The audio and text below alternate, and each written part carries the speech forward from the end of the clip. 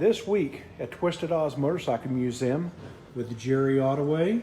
And we got some visitors from here local in Augusta that have brought their in-laws in from Florida. Guys, what do we have today, Jerry? This is a 1913 Yale twin. It's built in Toledo, Ohio. It's 8 horsepower.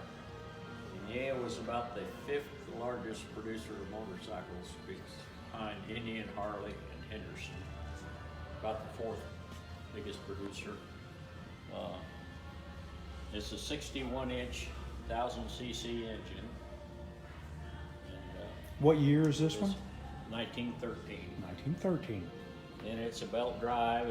Instead of a flat belt, it's a V belt, which has made it a little better. You get a little more traction with a V belt. And, you had a question a while ago. Well, I see that the engine is shaped exactly like a Wyand Yale.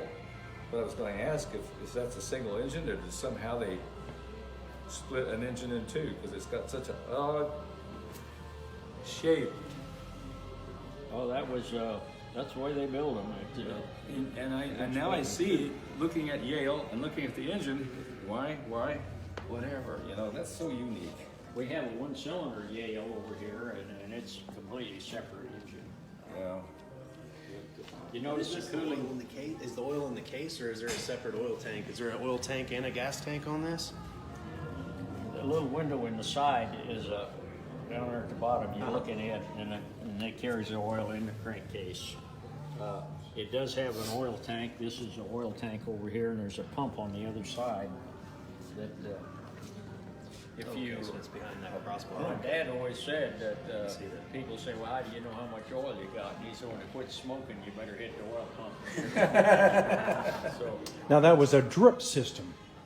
this is a drip system. Okay, right. So it just dripped enough oil apparently to keep it going.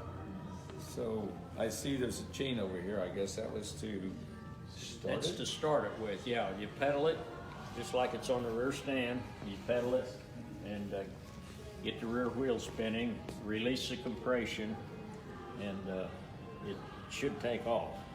Start running. And then you release the clutch, put it down on the ground, and hope it don't die in the meantime. And it's quite a little operation start. Damn. I see it as exposed. Yeah, valve stems, valve rocker arms. What do you want to call them? Little rocker arms. So, how difficult was it from cold start to repair it? You know, like tickling the carburetor, choking it, cranking it over a few times. I mean, every bike, every design bike had a method to start. That's right. They've all got their own little routine, I bet this one did. and we forget the routines. You go to start up something else. But, It's like when you go from one car to another, you gotta learn controls all over again. Right. But this one looks like it needs some TLC to get started. I bet you it runs. It runs good. It really does. And it's not bad starting them. Do all the bikes here run? About 4 of them won't, but About 4 of them, that's all? about 95% of them run. Jeez. Yeah. And we get them out and run them. We've had that 6 out this year and run it quite a bit. We've got some bikes in the other building over here that, we've taken them down to Texas. We're running about 400 or 500 miles of national Damn. motorcycle meet. You know what? Because most people who are gearheads, and I'm talking about cars, that trade over their cars around and don't run them, that's a waste. Sitting in a museum, that's a waste. Same thing with airplanes, that's a waste. But if they're in a museum and they still operate and function, that's a blessing. It's unique. Yeah, it's unique, but it's something that just, it's gold. Well, guys, I tell you what, we're coming up on our time here. Thank you very much. I hope you have enjoyed Twisted Oz Motorcycle Museum. Thank you, Mr. Ottaway. Please tell your friends about us. Jerry, see you next week. Right?